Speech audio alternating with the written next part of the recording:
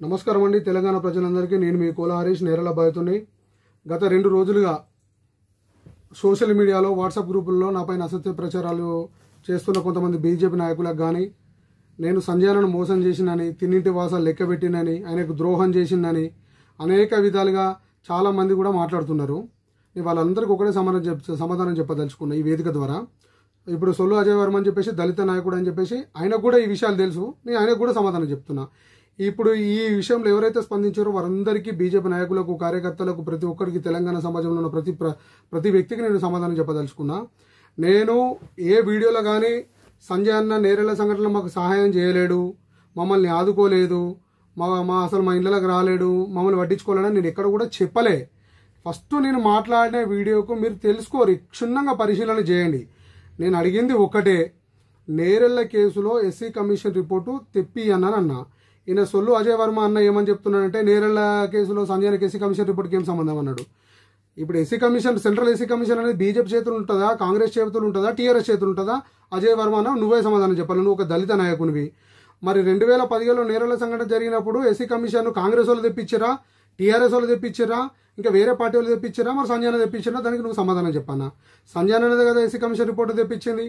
నేరెళ్ళ ప్రజా కోర్టు పెట్టింది సంజయ్ అనే కదా, సంజయ్ అనే పెట్టి మాట్లాడించింది కదా. ఆ రోజు ఎస్సీ కమిషన్ రిపోర్ట్లో వాళ్ళు ఏమని చెప్పారు? నేరెళ్ల బాధితులకు దెబ్బలు జరిగినాయి, గాయాలు జరిగినాయి, వాస్తవ విషయాలే. వీళ్ళపైన దాడి చేసిన వాళ్ళపైన ఎస్సీ ఎస్టీ అట్రాసిటీ కేసులు పెట్టాలి, వాళ్ళని జైల్లో పంపాలి, బాధిత కుటుంబాలకు 3 ఎకరాల భూమి ఇవ్వాలి, డబుల్ బెడ్రూమ్ ఇవ్వాలి, ఉద్యోగం ఇవ్వాలి, సోయన్స్ అని చెప్పేసి ఎస్సీ కమిషన్ రిపోర్ట్ చెప్పింది. అది 2017లో చెప్పిందన్న 2025 సంవత్సరం. ఈ పీరియడ్ టైంలో ఇంతవరకు ఎస్సీ కమిషన్ రిపోర్ట్ ఎందుకు బహిర్గతం అవుతలేదన్న? అజయ్ అన్న మీరు సమాధానం చెప్పండి, క్రాంతి అన్న మీరు సమాధానం చెప్పండి. ఎందుకు ఇంతవరకు ఎస్సీ కమిషన్ రిపోర్ట్ బయటకు వస్తలేదు? సంజయ్ అన్నకు బాధ్యత లేదా? సంజయ్ అన్న ఎందుకు అడగద్దు ఎస్సీ కమిషన్ రిపోర్ట్ను?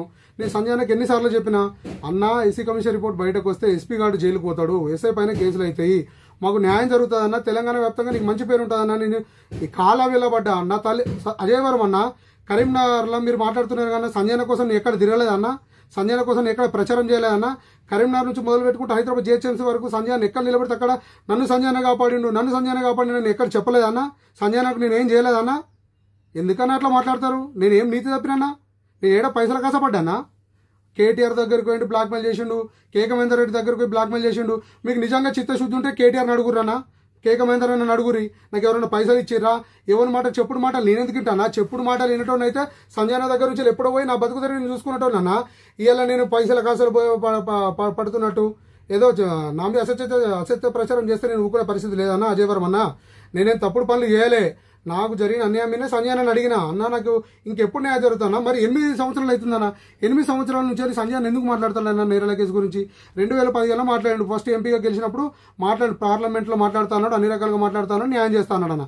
మరి 2020 సంవత్సరం నుంచి తిరుగుతున్నా. నేరెళ్ల బాధితులు ఏమైనా తిరిగినా? నేను తిరిగితే దానికి సంజయ్ అన్న ఇంతవరకు ఏం న్యాయం చేసినా నువ్వు చెప్పానా? నీ మనసాక్షిగా చెప్పు. సంజయ్ అన్న నేను ఏం చేస్తాను, ఏం బదిలీ చేసిన సంజయ్ అన్నను ఆ విషయం చెప్పానా? నువ్వు అసత్య ప్రచారం మీరు చేస్తున్నారా? బ్లాక్మెయిల్ మెంటాలిటీ నాది కదన్నా. నన్ను బదనాం చేయడం కోసం మీరు బ్లాక్మెయిల్ మెంటాలిటీని ఫాలో అవుతారు. నాకు తెలియదన్నా. ఇప్పుడు ఎస్సీ సామాజిక వర్గాలు ఉన్న వాళ్ళతో ఎందుకు వీడియోలు మాట్లాడిస్తారన్నా? ఎంతమందికి ఫోన్లు చేస్తలేరన్నా? హరీష్ మీద వీడియోలు మాట్లాడు అని చెప్పి బీజేపీలో ఉన్న చాలా మందికి ఫోన్లు చేసి మాట్లాడుతున్నారన్నా. నాకు ఎవరు చెప్తలేరు అనుకోకండి అన్న. నాకు కూడా న్యాయం ధర్మం వైపు లేవటోళ్ళు కూడా ఉన్నారన్నా. వాళ్ళు సమాధానం చెప్తున్నారు. హరీష్కు సంజయ్ అన్నకున్న ఇష్యూలా మేము మాట్లాడితే మేము కంట అవుతాం, రేపు సంజయ్ అన్న మంచిగా ఉంటాడు, హరీష్ మంచిగా ఉంటాడు, మేము ఎందుకు బదనాం అవుతున్నాం అని చాలా మంది కార్యకర్తలు మీరు చాలా మందికి ఎవరెవరికి ఫోన్ చేస్తారో వాళ్ళు చెప్తున్నారు సమాధానం. నాకు తెలియదు అన్న విషయం. నేను సంజయ్ అన్న ఎందుకు మోసం చేస్తానా? చాలాసార్లు సంజయ్ అన్న వచ్చిన నేను సంజయ్ అన్నను ఎప్పుడు కూడా బంధం చేయలే. వీడియోలని అడిగింది ఒకటే, ఎస్సీ కమిషన్ రిపోర్టు బహిర్గతం చేయాలని చెప్పిన. ఇంకో విషయం, కేటీఆర్ కేక మహేందర్ రెడ్డిని కాంగ్రెస్ పొన్న ప్రభాకర్ దగ్గరకు నేను ఎంపీకి పోటీ చేస్తాను చెప్పినా. నేను దీనికి సవాలన్నా, నేను సవాళ్ళను స్వీకరిస్తా. పొన్న ప్రభాకర్ తోటికి చెప్పి నేను ఎంపీగా పోటీ చేస్తాను చెప్తే నా ముక్కు నెలకు రాసేస్తాను ఎక్కడంటే అక్కడ. ఎవరు చెప్పిరానా? పొన్న ప్రభాకర్ అన్నకు నాకు సంబంధం ఉన్నదా? పొన్న ప్రభాకర్ అన్న కూడా నేరేళ్ల ఇష్యూలు అందరూ కష్టపడ్డారు కదా, అన్ని పార్టీలు వచ్చినాయి కదా. మరి సంజయ్ అన్నది ఒక్క పేరు ఎందుకు చెప్పినానా? నేను అది ఆలోచన చేయరన్నా. ఇలా సంజయ్ అన్న కాపాడిండు, సంజయ్ అన్న లేకపోతే హరీష్ ఓడని అన్నాడు. మరి అదే సంజయ్ అన్న నేరెళ్ల హరీష్ లేకపోతే నేను లేను, నేరెళ్ల సంఘటన లేకపోతే నేను లేను. అప్పుడు సంజయ్ అన్న పరిస్థితి ఏందన్నా? కరీంనగర్లో ఒక కార్పొరేటరు. మా సిరిసిల్లలో ఎవరికన్నా తెలుసా అన్న? కామారెడ్డిలో తెలుసా? పోను హైదరాబాద్ వేదిక తెలుసా? ఎవరికి తెలుసా అన్న సంజయ్ అన్న? నేరెళ్ల ఇష్యూలో ప్రతి స్టేజ్ ఎక్కి చెప్పింది నేను అన్నా. మీరు గుర్తుపెట్టుకోరి. సంజయన పేరు చెప్పి ప్రతి మీటింగ్లో మాట్లాడింది నేను, ప్రతి మీటింగ్లో చెప్పింది నేను, ప్రతి ప్రోగ్రాంలో తిరిగింది నేను, సంజయన ఎక్కడ పోతే అక్కడ నిలబడ్డది నేను, సంజయన కోసం కష్టపడ్డది నేను, సంజయన కోసం ప్రచారం చేసింది నేను అన్న. ఇలా అల్కాగా సంజయన ఏబట్టి నువ్వు బతికినట్టే అన్న. నా మీద మీరు ఏ విధంగా చేశారో, సంజయనకు ఏ విధంగా నన్ను కాపాడి పేరు వచ్చిందో, నేను చేయబట్టి కూడా సంజయనకు పేరు వచ్చిందని మీరు ఒకసారి పునరాలోచన చేసుకోండి. నేను సంజయనను మోసం చేయలేను, నన్ను బంధం చేయకండి. నేను ఇప్పుడు కూడా అన్ని సవాళ్ళకు స్వీకరించే ఉన్నా. ఇంకోటి పైసలు తీసుకుంటున్నానా? నిజంగా మీకు చిత్తశుద్ధి ఉంటానా? నేను ఎవరి దగ్గర పైసలు తీసుకున్నా? కేక మహేంద్రని బ్లాక్మెయిల్ చేసినా మీరే చెప్తున్నారు, కేటీఆర్ బ్లాక్మెయిల్ చేసినా మీరే చెప్తున్నారు. వాళ్ళని అడగండి అన్న, కేక మహేంద్రని అడగండి, కేటీఆర్ అడగండి, అందరిని అడగండి. నేను ఎవరి దగ్గర పైసలు తీసుకున్న పైసలతో నేను బంగ్లాలు కట్టినా, బిల్డింగ్లు కట్టినా, నాకు బ్లాక్మెయిల్ మెంటాలిటీ అని నన్ను అంటున్నా కానీ మరి 8 ఏళ్ళ నుంచి సంజయనతో నిలబడి ఉన్నానా? ఈ రోజు నేను ఎందుకు బయటకు వచ్చి మాట్లాడుతున్నానా? ఎవరైనా బ్లాక్మెయిల్ చేసేది? మరి 8 ఏళ్ళ నుంచి ఎందుకన్నా హరీష్ బ్లాక్మెయిల్ చేస్తున్నాను మీరు ఎందుకు చెప్పలేదన్నా? ఇలా నేను బయటకు వచ్చి నాకు జరుగుతాను నేను అడిగితే ఇది హరీష్ బ్లాక్మెయిల్ చేస్తుండు, పైసలు తీసుకుంటుండు అని నన్ను ఎందుకు బదనాం చేస్తున్నానా? ఏడ తీసుకున్నానా చూపిరి. నేను బహిర్గతంగా చర్చకే సిద్ధమంటున్నా. మీ అందరితో నేను ఎందుకు మాట్లాడతానా? నేరేళ్ల సంఘటన జరిగినప్పుడు సంజయన నేనేం మాట్లాడుకున్నా సంజయనకు తెలుసు, నాకు తెలుసు. అన్న మాట్లాడుతూ అన్నకు సమాధానం చెప్పడానికి నేను ఇప్పటికైనా సిద్ధంగా ఉన్నా. మీరందరూ 1,00,000 మంది వచ్చి నన్ను బదనం చేసినా నేను బదనం అయ్యే పరిస్థితి లేదు, భయపడే పరిస్థితి లేదన్న. వాస్తవ విషయాలు తెలుసుకొని మాట్లాడుర్రి. నేరేళ్ల కేసు పైన విచారణ జరిపిస్తాను సంజయన మాట ఇచ్చిండు. గత వీడియోలలోనే ఆయన కొట్లాడిన పేపర్ కటింగ్స్ ప్రతి ఒక్కటి నా దగ్గర ఉన్నాయన్న. మరి అంత మాట ఇచ్చిన సంజయన ఇయ్యాలి ఎందుకు మాట్లాడలేకపోతుండనా? నేరేళ్ల 2017లో మాట్లాడిన సంజయన ఈ 2025 సంవత్సరానికి ఏ ఎలక్షన్లో కూడా నేరేళ్ల సంఘటన గురించి ఎందుకు తీస్తున్నాడన్న? ఎస్సీ కమిషన్ రిపోర్ట్ అమ్ముడు పోయిందని చెప్పింది స్వయంగా సంజయననే. 3 నుంచి 5 కోట్ల రూపాయలు తీసుకుంది సంజయననే అని చెప్పిండు. అది మరి సంజయన చెప్తేనే కదా మాకు తెలిసింది, సంజయన చెప్తేనే కదా అన్న మాకు తెలిసింది. మరి ఇలా మాకు అన్యాయం జరిగితే కూడా అడగకపోతే ఎట్లనా? అజయ్ అన్న ఒక్కసారి నువ్వు నా ప్లేస్లో ఆలోచించాను. నీ మీద తడికిరి ప్రయోగించబడి నువ్వు ఇబ్బంది పడి క్రాంతనే కావచ్చు, ఇంకెవరైనా కావచ్చు, నన్ను ప్రశ్నించే వాళ్ళందరికీ చెప్తున్నా, నా ప్లేస్ నుండి నాకు న్యాయం చేస్తా అని చెప్పిన సంజయననే ఇక న్యాయం జరగదు ఆ కేసులో. ఇక అది మన అది ఇప్పటికీ ఆ కేసులో ఏం న్యాయం జరగదు, నీ బతుకు తెరువు నువ్వు చూసుకో అన్నప్పుడు మరి నేను ఎవరిని అడగాలి?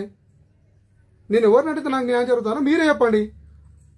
నేను బ్లాక్మెయిల్ చేస్తున్నాను నా మీద నిందలు మోపితే నాకేం భయమన్నా? నేను తప్పేస్తే భయపడతా.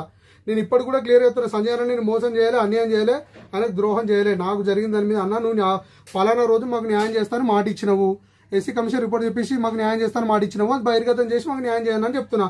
ఇప్పటికి కూడా చెప్తున్నా, అజయ్ వర్మన్న దళిత నాయకుడు నువ్వు చెప్తున్నావు కదా, నేనే చెప్తున్నానా? ఇప్పటికి సంజయనతో మాట్లాడు. బీజేపీకి సంబంధం లేదన్నా నేషనల్ ఎస్సీ కమిషన్ గురించి.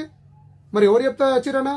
ఎస్సీ కమిషన్ రావును నేను ఇట్లా ఫోన్ చేసి నా మీద 3rd డిగ్రీ వేసిరన్నా, నువ్వు వచ్చి నా ఊర్లో ప్రెస్ మీట్ పెట్టి నాకు న్యాయం చేయకపోవని నేను పెట్టినా?